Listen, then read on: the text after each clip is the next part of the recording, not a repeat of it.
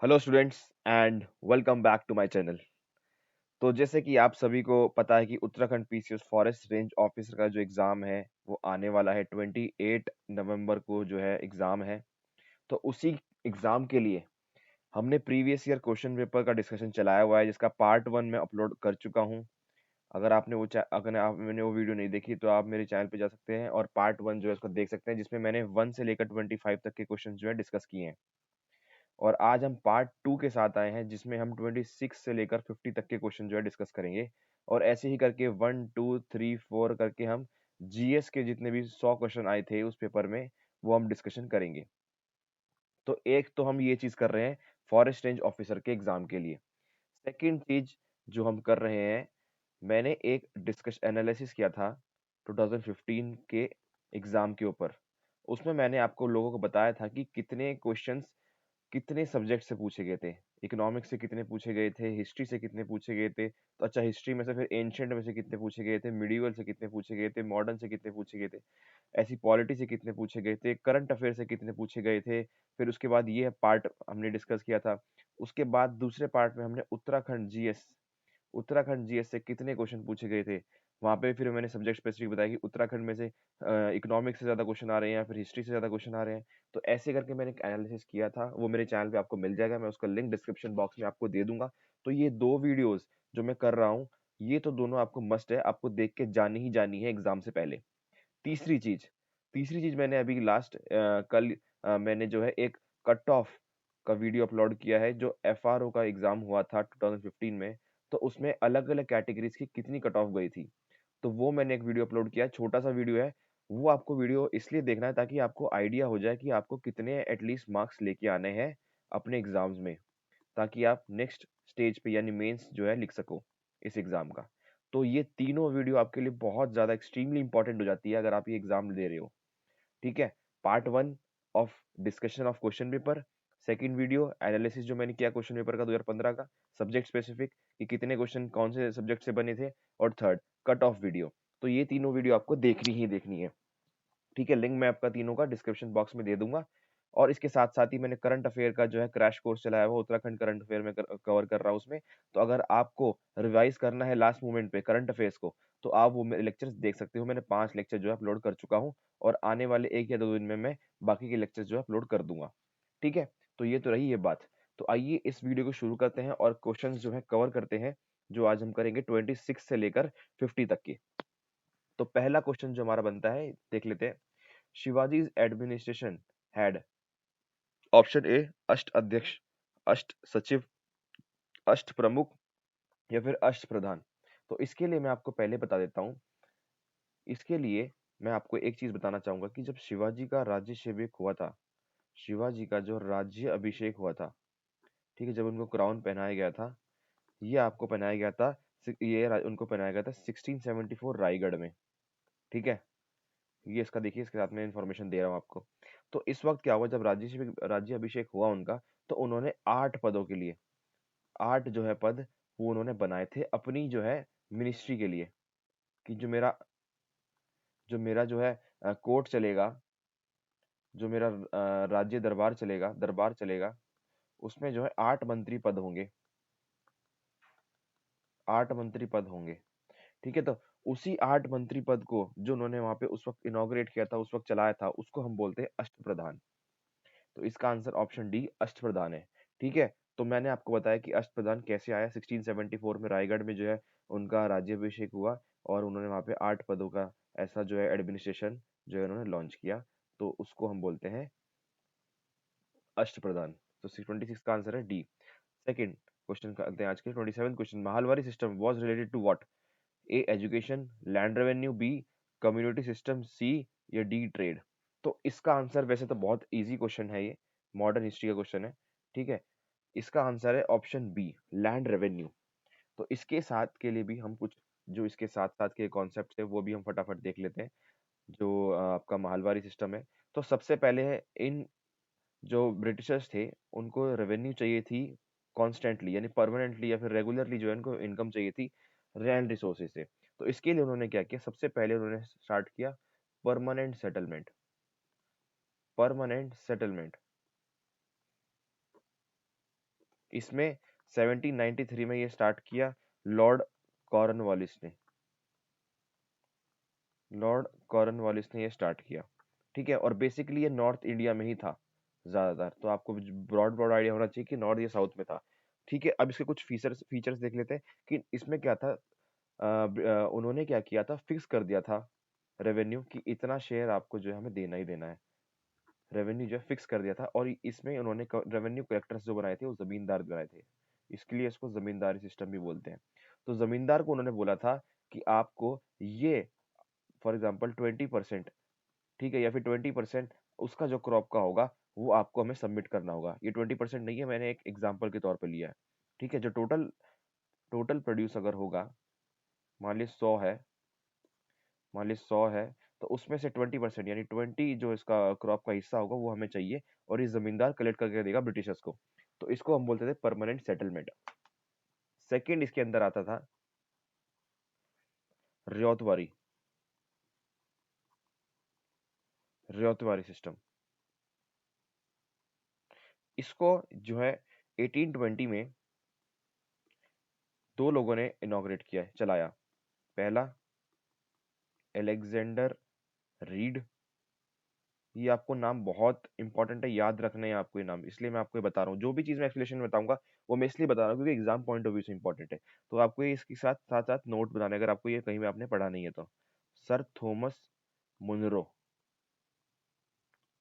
ठीक है, ये दो आदमी थे जिन्होंने जो है ये सिस्टम को लॉन्च किया था, इनॉग्रेट किया था, स्टार्ट किया था। इसमें क्या था, इसमें उन्होंने एक विलेजमैन को जो है डायरेक्ट विलेजमैन से इन्होंने कहा कि हम सीधा के सीधा विलेज के में एक आदमी हम तय कर देंगे, और या फिर इसको हम ऐसे बोलेंगे कि डायरेक्टली जो फार्मर्स थे, किसान जो थे, उन्हीं से सीधा हम जो है उनका टैक्स लेंगे, उनसे सीधा हम टैक्स लेंगे डायरेक्ट। इसमें डायरेक्ट इन्वॉल्वमेंट थी, मिडल मैन को जो है इन्होंने हटा दिया था, ठीक है। ये जो था इसका कुछ सिस्टम था रेतवारी का, डायरेक्ट विलेजमैन से लेंगे।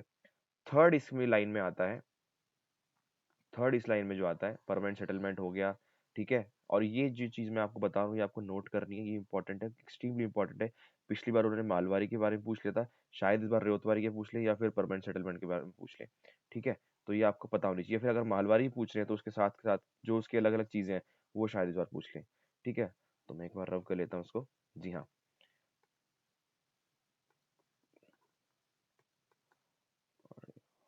एक सेकेंड, थोड़ा सा फाइल जो है स्लो चल रहा है जी। तो थर्ड जो सिस्टम है, तो थर्ड सिस्टम की हम बात करें तो हम जैसे क्वेश्चन में पूछा गया था महालवारी, महालवारी सिस्टम, ये तीन सिस्टम जो है बेसिकली ब्रॉडली जहाँ बात करें तो ये तीन सिस्टम इंपॉर्टेंट थी। महालवारी सिस्टम 1822 में स्टार्ट हुआ था, सबसे लास्ट था ये किसने किया था, होल्ट मैकेंजी, ये जो है होल्ट मैकेंजी में। और ब्रॉडली कहाँ, अच्छा एक चीज और, रेतवारी सिस्टम जो था वो साउथ इंडिया में जो है इम्प्लीमेंट हुआ था। साउथ इंडिया में ये सिस्टम जो है वेस्टर्न यूपी साइड ज्यादा हुआ था, वेस्टर्न यूपी जहाँ पे हम हैं, उत्तराखंड यूपी के जो इलाके हैं यहाँ पे जो है इम्प्लीमेंट हुआ था। अच्छा इसके अंदर क्या था कि इसमें जो है महल का मतलब क्या होता है, महल का मतलब ये होता है, महल का मतलब होता है कि ब्रिटिशर्स ने क्या किया, हर एक गांव का, हर एक विलेज का एक हेड बनाया, जो आज के डेट में हम प्रधान बोलते हैं, इस तरह से एक हेड बनाया, उसको महाल बोला गया। और वो आदमी जो है रेवेन्यू कलेक्ट करेगा फार्मर से, और उसको देगा ब्रिटिशर्स को, रेवेन्यू कलेक्ट करेगा और इसको देगा ब्रिटिशर्स को, ठीक है। तो एक तरह से मिडलमैन हुआ, ठीक है, इसमें जमींदारी नहीं था, ठीक है। इसमें जो है एक गांव को, वन विलेज को एक यूनिट की तरह माना जाता था, वन यूनिट, ठीक है। और सबसे बड़ी बात, इसमें रेवेन्यू जो फिक्स नहीं थी, revenue was not fixed, revenue fix नहीं थी। ये जो है अपडेट होती रहती थी कि कितना परसेंट, कितना भाग आपको देना है, 20 साल में अपडेट हो गई, 20 ईयर्स में अपडेट हो गई, इसलिए टर्म्स थे कि 20-20 साल में जो है ये अपडेट होती रहेगी। पहले 20 था, 30 था, 40 था, ऐसे इसको ये बढ़ती चली जाएगी, फिर कम करना है वो ब्रिटिशर्स के हाथ में था, ठीक है। तो इसमें मतलब हमारा क्या, रेवेन्यू वॉज नॉट फिक्स्ड, ठीक है। तो ये सिस्टम जो इंट्रोड्यूस किया था हॉल्ट मैकेंजी ने, लेकिन इसको पॉपुलराइज्ड किया लॉर्ड विलियम बेंटिक ने, लॉर्ड विलियम बेंटिक, जो कि आपके 1822 1828 में गवर्नर थे, ठीक है, इन्होंने किया। तो ये कुछ इंपॉर्टेंट फैक्ट्स थे इससे रिलेटेड। तो ये भी आपको एग्जैक्टली आपको इसकी नोट्स बनाने हैं, अगर आपको इसके पता बारे में नहीं पता है तो ये बहुत हॉट टॉपिक है, आराम से क्वेश्चन में पूछ सकते हैं, हर एक चीज़ की जो मैंने बताई आपको इंपॉर्टेंट है इसके रिलेटेड, ठीक है। तो हम नेक्स्ट क्वेश्चन अब डिस्कस कर लेते हैं, मैं इसको रब कर लेता हूँ।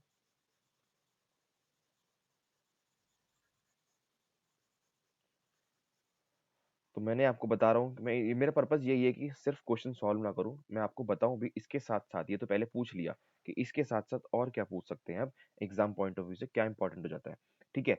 फिर नेक्स्ट चलते हैं हम 20th क्वेश्चन पे। In which of the following session of the RTC round table conference did Indian National Congress participated, कि कांग्रेस ने कौन से राउंड टेबल कॉन्फ्रेंस में पार्टिसिपेट किया था।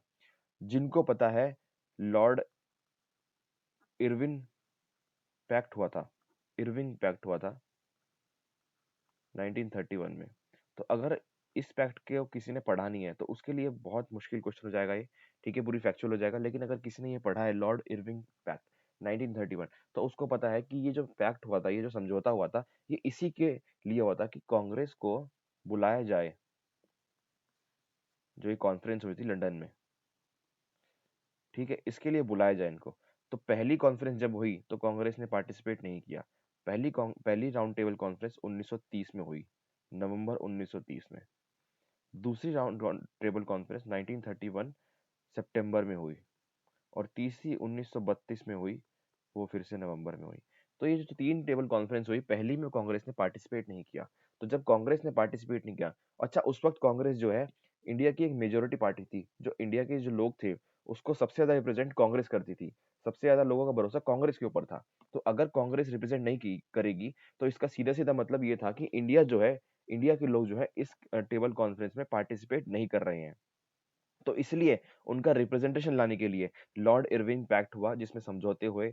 समझौतों में कुछ कुछ यहाँ पे आपको ये पैक्ट जो है पढ़ना पड़ेगा, ठीक है, इसमें बहुत सारी चीजें, बहुत इंपॉर्टेंट पैक्ट है ये, ठीक है। तो ये समझौता हुआ, और इस समझौते के साथ महात्मा गांधी जी ने समझौता किया कि मैं जो है सेकंड टेबल कॉन्फ्रेंस में जाऊंगा और पार्टिसिपेट करूंगा। तो ये इसका आंसर सेकंड है। In which of the following session of the RTC did Indian National Congress participated, तो इसका आंसर सेकंड है, ठीक है। तो ये आपको लॉर्ड इरविन पैक्ट इसके तहत पढ़ना है। आरटीसी राउंड टेबल कॉन्फ्रेंस कौन से सन में हुई थी, तीन हुई थी, कौन कौन से टाइम पीरियड में हुई थी, आपको जो है ये भी याद रखना है। नीड ये नवंबर सितंबर नवंबर, ये मंथ भी याद रखना है, ये तीनों चीज आपको याद रखनी है, ठीक है। आइए नेक्स्ट चलते हैं अब। The federation of Indian chamber of commerce, FICCI जो है एक संस्था है, वो कब एस्टेब्लिश हुई थी। हाईली फैक्चुअल क्वेश्चन है वैसे, लेकिन अगर किसी ने मॉडर्न हिस्ट्री सही से पढ़ी है तो उसमें आपको पता लग जाए कि 1927 में जो है एस्टेब्लिश हुई थी। तो इसमें इसके पीछे क्या है, ये महात्मा गांधी जी ने एडवाइस किया था, महात्मा गांधी जी ने एडवाइस किया था। और दो बंदे हैं जो इसके पीछे शामिल है, जो इसको स्टार्ट करने के लिए, एक तो है जीडी बिरला, और सेकंड है पुरुषोत्तम पुरुषोत्तम दास।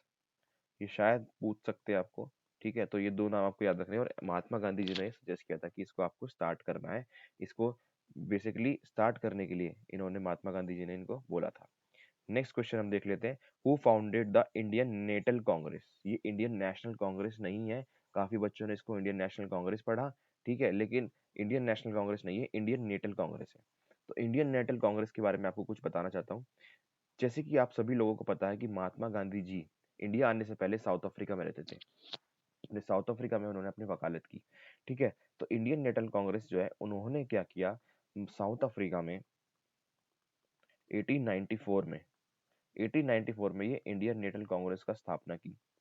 अच्छा ये की क्यों, क्योंकि महात्मा गांधी वहां पे लड़ाई लड़ रहे थे, जो इंडियंस के साथ डिस्क्रिमिनेशन हो रहा था साउथ अफ्रीका में, जो इंडियंस के साथ डिस्क्रिमिनेशन हो रहा था, यानी भेदभाव हो रहा था, उसको लड़ने के लिए, उसको हटाने के लिए उन्होंने यहाँ पे ये लड़ाई लड़ी। इसके लिए इन्होंने ये स्थापना की थी इंडियन नेशनल कांग्रेस की 1894 में, ठीक है।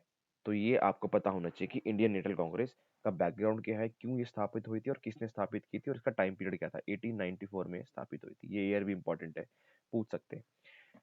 अगला question, which party declared 16 August 1946 as the direct action day.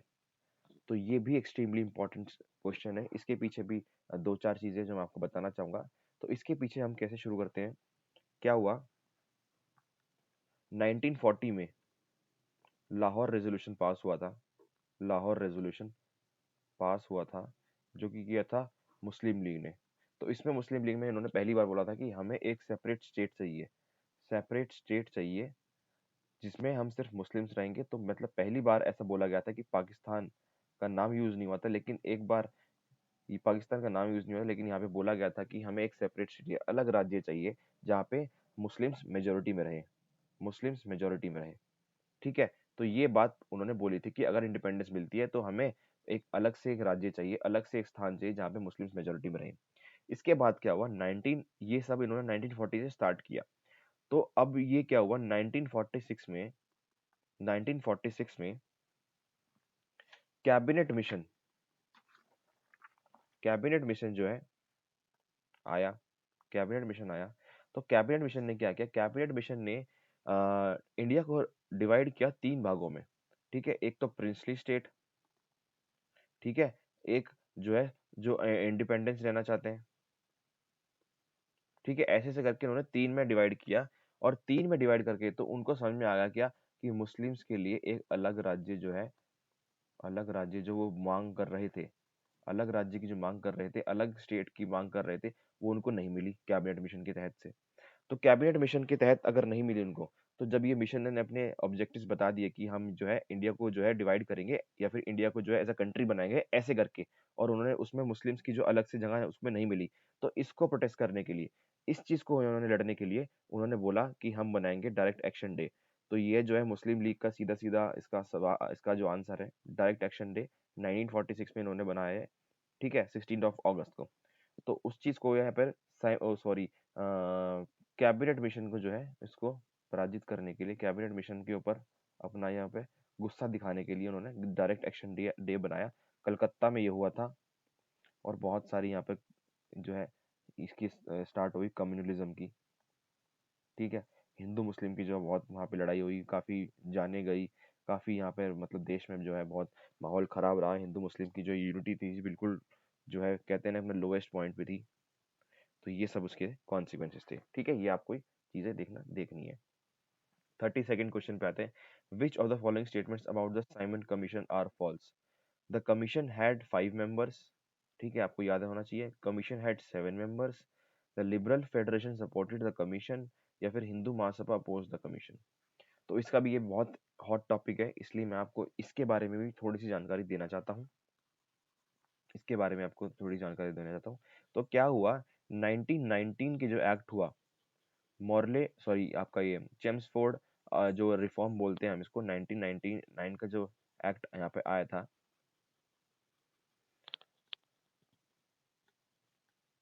1919 का जो एक्ट आया था, 1919 का जो एक्ट आया था, तो उसमें ये बोला गया था कि 10 साल बाद, 10 साल बाद हम जो है इंडिया की जो कॉन्स्टिट्यूशन पोजीशन है, कॉन्स्टिट्यूशन की जो पोजीशन है उसको हम अपडेट करेंगे।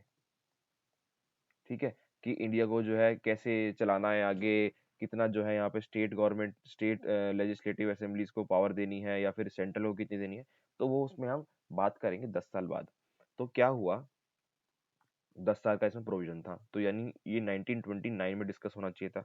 लेकिन क्या हुआ, इंग्लैंड में इलेक्शन होने थे, और कंजर्वेटिव पार्टी जो है, कंजर्वेटिव पार्टी जो है उस वक्त पावर में थी। तो उनको कंजर्वेटिव पार्टी को डर था कि वो लेबर पार्टी से हार जाएगी, और लेबर पार्टी जो है वो इंडिया के हित में बातें कर रही थी, इंडिया के हित में बातें कर रही थी। तो इसलिए ब्रिटिश लोगों को दिखाने के लिए कंजर्वेटिव पार्टी भी इंडिया के हित में बातें कर सकती है। तो इन्होंने ये 1929 से पहले ही ये जो है जो ये बात होनी थी, इंडियन कॉन्स्टिट्यूशन पोजीशन को अपडेट करना था, इन्होंने उसको पहली कमीशन बुला ली, और 1927 में 2 साल पहले इन्होंने स्थापना की साइमन कमीशन की। तो साइमन कमीशन को इन्होंने ऐसे स्टैब्लिश किया, ऐसे स्टैब्लिश हुई साइमन कमीशन। अच्छा, अब इसका विरोध क्यों हुआ, पहली चीज, इसमें नो इंडियंस वर इंक्लूडेड, कोई भी भारतीय इसमें नहीं था, नो इंडियंस। तो इसमें इंसल्ट लगा इंडियंस को कि हमारी पोजीशन कोई और डिसाइड करेगा, और हमको कुछ पूछा नहीं जाएगा, या फिर हमको हमारी कोई से नहीं होगी इस चीज में। तो कोई इंडियंस में इंक्लूड नहीं था। ठीक है, और इसका ही एक और इम्पोर्टेंट चीज है कि secretary of state, secretary of state जो उस वक्त पोजीशन होती थी वो कौन थे, वो लॉर्ड बिरकनहेड थे। यानी बिरकनहेड जी ने, लॉर्ड बिरकनहेड जो थे, उन्होंने साइमन कमीशन जो है स्टैब्लिश की थी। साइमन कमीशन की जो कमेटी थी वो उन्होंने बनाई थी, ठीक है, लॉर्ड बिरकनहेड ने। ठीक है, तो ये चीजें आपको साइमन कमीशन के बारे में याद रखनी है। फिर आप देख लेते हैं क्या क्या स्टेटमेंट है। अब द कमीशन हैड 5 मेंबर्स, जी नहीं, ये बिल्कुल गलत है। 7 मेंबर्स उसमें थे, सेकंड स्टेटमेंट सही होगी। Liberal federation supported the commission, बिल्कुल सही बात। लिबरल फेडरेशन ने कमीशन को सपोर्ट किया था, ठीक है। Sorry, liberal federation supported the commission, नहीं जी नहीं, ये जो है गलत है। Liberal federation supported the commission, नहीं, इन्होंने सपोर्ट नहीं किया था। Hindu Mahasabha oppose the commission, ये बिल्कुल सही है। हिंदू महासभा ने इसको जो है अपोज किया था, ये भी बिल्कुल सही है। तो इसमें जो है आपके रॉन्ग आंसर आपको बताने थे फर्स्ट और थ्री। 1 और 3 इसका आंसर है, 1 और 3 इसका आंसर जाता है, ठीक है। Next 33rd question, which of the following act made a provision for setting up a public service commission. Public service commission जो है वो कौन से एक्ट के तहत इंडिया में बनाई गई थी? कौन से एक्ट के तहत इंडिया में बनाई गई थी? 1935 इज द आंसर। 1935 के एक्ट के तहत उन्होंने कहा था कि सेंट्रल के लिए, जो आज की डेट में यूपीएससी होती है, और स्टेट के लिए अलग अलग से जो है सर्विस कमीशन जो है बनाई जाएंगी, जो स्टेट के लिए पीसीएस होता है आपका, जिसकी आप तैयारी कर रहे हो, ठीक है। 1935 एक्ट के तहत जो है ये बनाई गई थी। तो ये भी एक्सट्रीमली इंपॉर्टेंट स्टेटमेंट है, आ सकता है दोबारा एग्जाम में, या फिर इसके रिलेटेड कुछ भी आ सकता है कि कब कौन से एक्ट के तहत उन्होंने फेडरल में और स्टेट में अलग अलग जगह जो है सर्विस कमीशन बनाने की स्थापना की। तो ये 1935 इसका आंसर है। अगला question, which of the following, which in which year was the all India women conference established? कौन से ईयर में जो एस्टैब्लिश हुई थी? हाईली फैक्चुअल क्वेश्चन है, तो इसका आंसर 1927 है। 1927 में जो है ये ऑल इंडिया वुमेन कॉन्फ्रेंस की जो है स्थापना हुई, ठीक है। फैक्चुअल है पूरा, आपको याद रखना है। फिर आते हैं, ये उत्तराखंड के क्वेश्चन जो है आ चुके हैं। स्टार्ट होता है, which of the following sub caste is not based on place name, यानी ऐसी कौन सी सब कास्ट है जो स्थान के नाम पे नहीं पड़ी हुई है? डोभल, नेथानी, गुरुरानी, जोशी। अगेन, अगर आपने उत्तराखंड अच्छे से पढ़ी है तो आपको ये आंसर पता होगा। इसका आंसर है डी, जोशी, ठीक है। जोशी जो एक सब कास्ट है जो प्लेस के नेम पे नहीं पड़ी हुई है। 36, विच ऑफ द फॉलोइंग राजपूत सब कास्ट इज कंसिडर्ड सूर्यवंशी? कौन सी ऐसी राजपूत की एक सब कास्ट है जिसको हम सूर्यवंशी बोलते हैं? सूर्यवंशी बोलते हैं। रोटेला, पाल, चंद या पवार? आपको बताना है इसका आंसर। इसका आंसर जो है बी, पाल है, ठीक है। तो आपको पता है भी सूर्यवंशी मूवी भी आई है, तो आप इसको इजीली याद रख सकते हो कि पाल जो है इसका जो है आंसर है, ठीक है। 37, in the temple of a local deity of Uttarakhand people appeal for justice through letters, यानी जो है एक ऐसी डाइटी है, ऐसी जो भगवान है, ऐसा मंदिर है उत्तराखंड में जहाँ पे लोग लेटर्स लिखते हैं, लेटर लिखते हैं भगवान को और अपनी मन्नतें मांगते हैं। वो ऐसी कौन सी भगवान, कौन सी ऐसी डाइटी है, कौन सी ऐसी जो है भगवान जो है? गोलूदेव, भोकांग, हरुहित, मणिभद्रा, ठीक है। तो इसका आंसर जो है गोलूदेव है। गोलूदेव का जो एक टेम्पल है, गोलू देवता करके बोलते हैं उसको, ठीक है। ये अल्मोड़ा के साइड है, अल्मोड़ा के साइड है। जितने भी मेरे अल्मोड़ा के स्टूडेंट्स हैं उनको तो, उनके लिए तो बहुत आसान जो है ये क्वेश्चन था। तो इसका आंसर जो है अल्मोड़ा है, ठीक है। नेक्स्ट आता है, which local deity in Garhwal region is known as Chhalanda, यानी वॉन्डरिंग, घूमने वाली। विच लोकल डाइटी, यानी फिर से ऐसी कौन सी ऐसी लोकल भगवान है जो गढ़वाल रीजन में छलंदा बोला जाता है उनको? बद्रीनाथ, महासू, हरजू, सिरगुल। तो इसका आंसर ऑप्शन बी, महासू। तो महासू का जो है ये मंदिर है देहरादून जिले में, देहरादून जिले में मंदिर है, चक्राता के पास पड़ता है बेसिकली। चक्राता, जो लोग यहाँ पे गए हैं चक्राता में, तो उन्होंने शायद मंदिर देखा होगा। महासूस का जो है आंसर है, ठीक है। Again next, who composed the Gadra Garh Rajvanshak इतिहास? गढ़ राजवंशक इतिहास किसने लिखा था? मोलाराम, रतन कवि, स्वामी शशिधर या फिर गुमानी पंत? देखिए, आप देख रहे हो हिस्ट्री के क्वेश्चन काफी पूछे गए हैं इसमें, ठीक है। हिस्ट्री के क्वेश्चन जो है काफी पूछे गए हैं, तो इसका आंसर है ए, मोलाराम। अगेन, वेरी फैक्चुअल, आपने कहीं पढ़ा है तो पढ़ा है, अदरवाइज आपको ऐसी चीजें इसमें आप लॉजिक नहीं लगा सकते, आपको जो है ये रटना ही पड़ेगा यार, ठीक है। तो ऐसी चीजें आपने कोई लॉजिक नहीं लगाया जा सकता, आपको सिर्फ रटना है ऐसे क्वेश्चंस में, इसलिए मुझे ज्यादा एक्सप्लेनेशन इसकी ज्यादा बनती नहीं है, ठीक है। 40, which of the following is not a folk dance? इसमें से ऐसा कौन सा डांस है जो फोक नहीं है, फोक डांस नहीं है, फोक डांस सॉन्ग नहीं है, सॉरी। इसमें से ऐसा कौन सा है जिसमें फोक डांस सॉन्ग नहीं है? गाना नहीं है। ठंडी ठड्डिया चौफुला कुदेर। तो again very factual, very factual. ठीक है, आपको इसका आंसर डी है। आपको देख लेना है, आपको ये चीज़ें जो आपको एकदम से बोलते हैं ना, रोट लर्निंग करनी है इसकी, रट के जाना है बिल्कुल। ठीक है, रट के जाना है।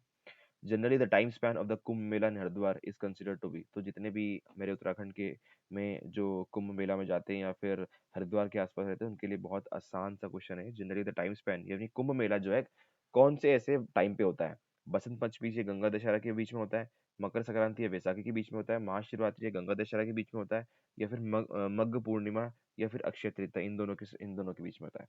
तो बहुत आसान क्वेश्चन है। मकर संक्रांति या फिर बैसाखी की जो बीच में होता है ये महाकुंभ जो मेला होता है, कुंभ मेला। ठीक है, काफी आसान क्वेश्चन है, ये आपको पता होना चाहिए। Next, which is the who is the central character of hill Jatra folk play? Hill Jatra जो एक फोक प्ले है, नाट्य नाट्य उच्चारण है इसका। इसका जो है मेन कैरेक्टर कौन है? शिवा, गौरना, रणबूटा या फिर Lakhia Buta? Again factual answer is A, Lakhia Buta इसका आंसर है। ये जितने भी क्वेश्चन है आपको रिवाइज करने हैं बार बार। सेम क्वेश्चन रिपीट हो सकता है यहाँ पर। ठीक है, सेम क्वेश्चन रिपीट हो सकता है, इसलिए मैं इसको डिस्कस भी कर रहा हूँ। Next question is very simple. Which of the following is more famous for skiing? Skiing एक स्पोर्ट होता है, बर्फ में खेला जाता है। आपने देखा होगा कि ये कुछ ऐसा करके पैरों में पहन लेते हैं और आपको स्टिक मिलती है साइड से, तो आपको साइड से इसको पुश करते हो और ये जो है आगे चलती है। ठीक है, स्कीइंग।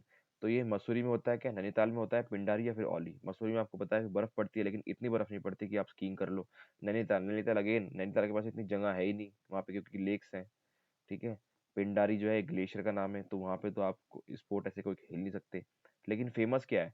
ओली। ओली में आपको पता है जो विंटर गेम बहुत ज्यादा होते हैं उत्तराखंड में, तो ओली इसका आंसर है। Very simple question again. Which type of musical instruments are Turi, Ransinga? Ransinga तुरी किस म्यूजिक इंस्ट्रूमेंट के नाम है? अवनाद्या वद्या, सुशीर वद्या, घानवद्या, तत्वद्या। बहुत अजीब से नाम है, लेकिन इसका आंसर जो है मैं बताता हूँ, ऑप्शन बी है। Again very factual, very factual. आपको जो है रटना है इन चीजों को। ठीक है। 45, the prevalent term for Alpana a folk art of Uttarakhand is? Alpana एक फोक आर्ट है, एक आर्ट फॉर्म है। तो इसका उत्तराखंड का नाम बताना है आपको कि उत्तराखंड में इसको क्या बोला जाता है। आईपन, रंगोली, थापा, ज्योंती। काफी लोग जो इसको जानते हैं शायद उन्होंने रंगोली मार्क कर दिया हो, क्योंकि अल्पाना जो है एक एक बोलते हैं डिजाइनिंग वाला आर्ट फॉर्म है। डिजाइन इसमें बनाते हैं, कपड़े के ऊपर डिजाइन बनाते हैं, तो शायद किसी को लगा रंगोली, लेकिन इसका आंसर जो है आईपन है। आईपन, इसको आप जरूर देखना, अगर गूगल इमेज आप देखो तो। अच्छा, जितने भी चीजें मैं आपको बता रहा हूँ, अगर आपको थोड़ा सा उसको रटने में आसानी करना है, तो फटाफट आप क्या कर लिया करो, गूगल कर लिया करो उसको, और उसकी इमेज जो है देख लिया करो। 30-40 सेकंड तक उसकी इमेज देखो, आपके माइंड में बैठ जाएगी। इससे जो है आपको रटना जो है आसान हो जाएगा। ठीक है, आपको जो है मेमोरी जो है आपकी शार्प हो जाएगी। Next question, in which year the publication of Garhwal समाचार स्टार्ट हुआ? गढ़वाल समाचार जो है कब स्टार्ट हुआ था? Again very factual, answer is B, 1902। 1902 में जो है स्टार्ट हुआ था। ठीक है। Next question, which place in Kumaon is famous for Rangavali Pichhauri? Rangavali Pichhauri किस जगह का फेमस है? 47 question, answer is A, Almora. ठीक है, अल्मोड़ा का जो है फेमस है। अगेन इसका जो है गूगल इमेज आपको कर लेना है, देख लेना है कहाँ पे है। ठीक है, थोड़ा आसान हो जाएगा आपके लिए। टू whom इज द देव्या भूमि द्रोणाचार्य अवार्ड इज गिवन? तो ये तो काफी आसान सवाल है। देव्या भूमि, ठीक है, द्रोणाचार्य आपको पता है गुरु को दिया जाता है, गुरु को दिया जाता है। तो इसमें गुरु कौन है? Player, coach, referee, captain of the team? B, coach. Coach is the answer. Very simple question. 49, Himalayan mountain system originated out of the following geosyncline? तो जियोसिंक्लाइन एक लैंड फॉर्म होती है। ठीक है, ज्योग्राफी में हमने पढ़ी होगी। तो आप देख लेते हैं कि हिमालयन माउंटेन सिस्टम जो है कौन सी जियोलाइन सिस्टम से फॉर्म हुए हैं? उरल माउंटेन से, रॉकी से, टेथीस से, या फिर किसी में से भी नहीं? तो इसका आंसर है, जिसने ज्योग्राफी पढ़ी है, एनसीईआरटी पढ़ी है किसी ने कभी जिंदगी में अपनी, तो उसको पता होगा कि बहुत आसान क्वेश्चन है। टेथीस सी, टेथीस एक नाम करके समुद्र हुआ करता था, जहाँ पे आज की डेट में हमारे हिमालयाज है। जितना भी हमारा नॉर्थ इंडिया का पोजीशन है ना, ये हमारा इंडिया हो गया। ठीक है, ये नॉर्थ इंडिया का जो पोजीशन है हमारा, यहाँ पे एक समुद्र हुआ करता था, पानी था ये वहाँ पे। तो इंडिया की जो प्लेट है, इंडिया की जो कॉन्टिनेंट प्लेट है, वो ऑस्ट्रेलिया से मिलती थी। ऑस्ट्रेलिया और इंडिया जो है एक टाइम पे एक होते थे, और ऑस्ट्रेलिया की जो इंडिया की जो प्लेट है वो मूव करती करती करती करती करती एशिया में आ गई। ठीक है, तो जब ये एशिया में आई तो इसके जो बीच का पानी था वो जो है इस लैंडफॉर्म ने ले लिया, और ऐसे करके जो टेथीस सी था, टेथीस का जो समुद्र था वो चला गया। ठीक है, और इसमें हमारे बने हिमालयाज। तो ये फॉर्मेशन हिमालयस की आपको पता होनी चाहिए, ज्योग्राफी में आपने पढ़ी होगी।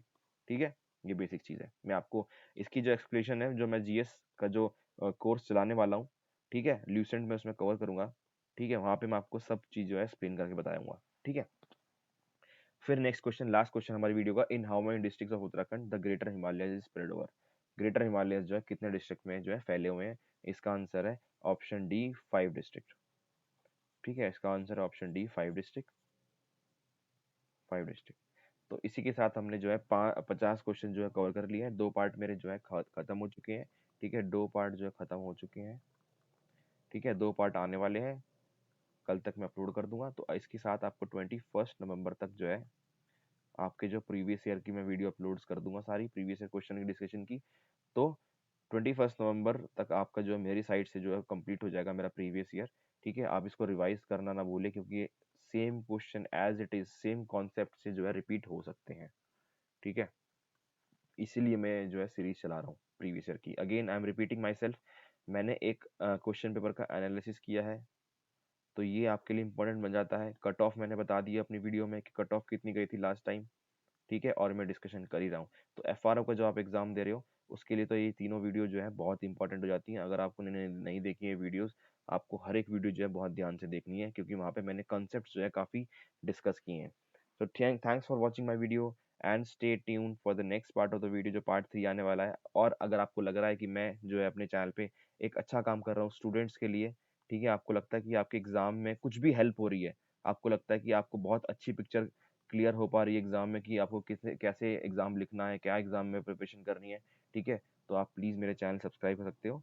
आप कंसिडर कर सकते हो मेरे चैनल सब्सक्राइब करना। Study GS with Shivam Maurya मेरे चैनल का नाम है। स्टडी जीएस विद शिवम, ये मेरे चैनल का नाम है। सब्सक्राइब कर दो, बेल आइकन दबा दो, ताकि मैं जो नेक्स्ट वीडियो आपको लेके आऊँगा आपको पता लग जाए कब आ रही है। ठीक है, तो नेक्स्ट वीडियो तक के लिए, तब तक के लिए मैं आपको आपको बोलूँगा कि यही टिप्स दूँगा कि रिवाइज़ जो है करते रहें। लास्ट का 1 हफ्ता बचा है, रिवाइज़न इज़ द की। अगर आपने रिवाइज़ नहीं किया चीज़ों को तो काफ़ी मुश्किल हो जाने वाला है आपके लिए। ठीक है? तो till then take care and see you in the next video. Bye.